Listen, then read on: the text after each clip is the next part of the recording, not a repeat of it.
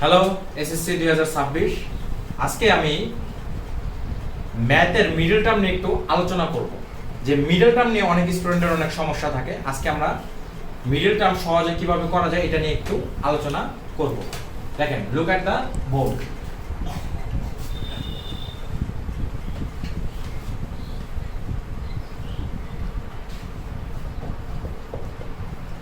Middle term অঙ্কগুলো সাধারণত এইভাবে আসে বা এইভাবে থাকে। তো মিডল টার্ম করার জন্য আপনাদের যে জিনিসগুলো মাথায় রাখতে হবে, এইটা আর এইটাকে মনে মনে একটা গুণ করতে হবে এবং গুণ করার পরে এমন দুইটা সংখ্যা নিতে হবে যেটা যোগ বিয়োগ করলে আপনাদের এই সংখ্যাটা আসবে এবং গুণ করলে আবার পুনরায় এই সংখ্যাটা আসবে।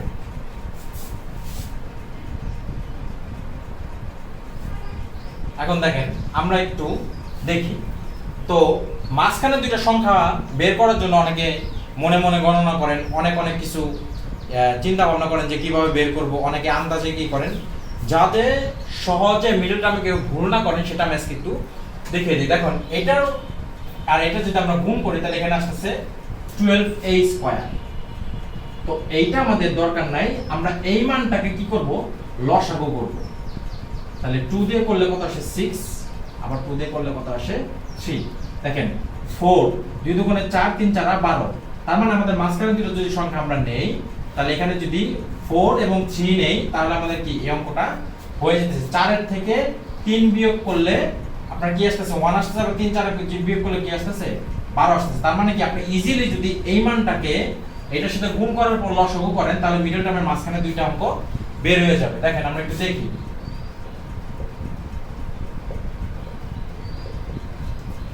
তার মানে কি আমাদের অঙ্কটা কিন্তু হয়ে গেল। তার মানে ইজিলি আপনার এই মাঝখানে দুইটা সংখ্যা যদি আপনি বের করতে চান তাহলে আপনাদের কি করতে হবে, এই প্রথম রাশিকে তৃতীয় রাশিকে গুণ করতে হবে, ওই প্রাপ্ত গুণফলকে এখানে লসাগু করতে হবে।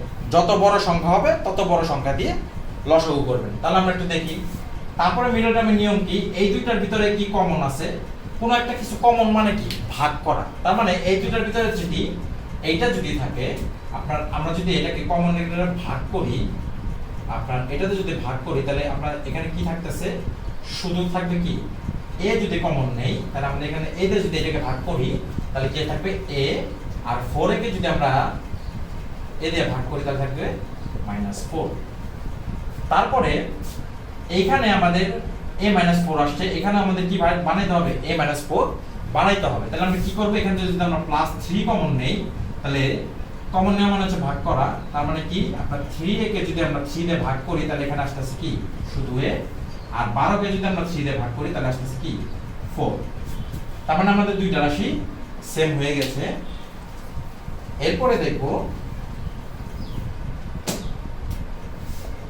তাহলে এই দুইটা রাশি থেকে একটা রাশি বসবে আর এখান থেকে একটা রাশি বসবে। ইজিলি হয়ে গেল আমাদের মিডল টার্মটা। এটা হচ্ছে আপনার খাতায় কিভাবে বের করবেন। আমাদের আরেকটা ফর্মুলা আছে, সেটা হচ্ছে ক্যালকুলেটরে কিভাবে এই মিডল টার্মটা ইজিলি করা যায়, সেটা আমরা একটু পার্ট 2 তে এখন দেখব। সলিউশন করব ক্যালকুলেটরের সাহায্যে। তার মানে মিডল টার্ম করার জন্য আপনাকে প্রথমে আমরা যদি এইটাকে করি, এটা করার জন্য আমরা প্রথম কি নিয়মটা জানতাম যে x স্কয়ার আর কি 30, x এর সহগ কি এখানে 1। যখন কোনো কিছু না থাকে তখন চলকের মান সহগ থাকে হচ্ছে 1। তাহলে 30 এর সাথে যদি আমরা 1 গুণ করি সেখানে কি হবে, 30 হবে। যদি এটা আমরা ক্যালকুলেটরে করতে যাই তাহলে আমাদের প্রথমে যাইতে হবে মোড অপশনে, ইকুয়েশনে যাব। আমরা ইকুয়েশনে যাওয়ার পরে তারপরে আমরা চলে যাব ডিগ্রিতে। ডিগ্রিতে যাওয়ার পরে আমরা কি করব, এই যে x স্কয়ার এটা সহগ মানে কত 1, তাহলে এখানে আমরা বসাবো কত 1 ইকুয়াল। এরপরে দেখব হচ্ছে x এটা সহগ কত 1, তার মানে এখানে আমরা কত বসাবো 1। তারপরে কি আছে -30, এখানে বসাবো -30। তাহলে এখানে আসছে 5, একটা সংখ্যা হচ্ছে 5, একটা সংখ্যা হচ্ছে -6। এখন ক্যালকুলেটরে যে মানটা মাইনাস আসবে সেটা এখানে প্লাস হবে, আর এখানে যেটা প্লাস আসবে ক্যালকুলেটরে সেটা এখানে মাইনাস আসবে। তাহলে আমাদের মাঝখানে দুটোর সংখ্যা কিভাবে বের হবে, x স্কয়ার + 6x - 5x - 13। তারপরে অ্যাজ ইউজুয়াল নর্মাল কি দুইটা থেকে আমরা এক্স কমন নিলে কি থাকবে এক্স প্লাস 6, এখানে -5 যদি কমন নেই তাহলে আমাদের থাকতেছে এক্স প্লাস 6, তাহলে এখানে উত্তর হবে এক্স প্লাস 6 এক্স মাইনাস 5। এটা হচ্ছে আমাদের মিডল টার্ম ক্যালকুলেট করার একটা সহজ পদ্ধতি। দেখেন আরেকটা মিডল টার্ম আছে এখানে, সেটা হচ্ছে 3x square minus x minus 4। এটাকে আমরা সহজে কিভাবে ক্যালকুলেটারের মাধ্যমে মাঝখানে দুইটা সংখ্যা বের করে মিডল টার্ম করতে পারি। দেখেন আমাদের মিডল টার্ম করার নিয়ম ছিল কি, প্রথম সহগকে তৃতীয় নাম্বার যে ধ্রুবপদ আছে সেটার সাথে গুণ করতে হবে। তার মানে কি 3 4 হয় 12x স্কোয়ার, এখানে মান ধরতে হবে 12, কিন্তু আমরা যখন ক্যালকুলেটার এটা করবো এক্স এর সহগ অলওয়েজ 1 ধরতে হবে। এক্স এর সহগ সবসময় কি ক্যালকুলেটারে 1 ধরেই করতে হবে।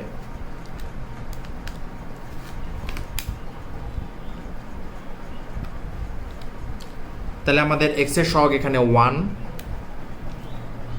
তারপরে এটার মান হচ্ছে -1, তারপরে আমরা কত ধরবো -12, তাহলে এখানে আসছে 4 আর হচ্ছে 3। তার মানে কি 4-এর আগে কোনো কিছু না, এখানে প্লাস ছিল, তার মানে এখানে মাইনাস হবে, আর 3-এর আগে যেহেতু ক্যালকুলেটার মাইনাস আছে এখানে কি হবে +3 হবে। তাহলে মানে আমাদের মাঝখানে দুটো সংখ্যা কত হবে এক্স স্কোয়ার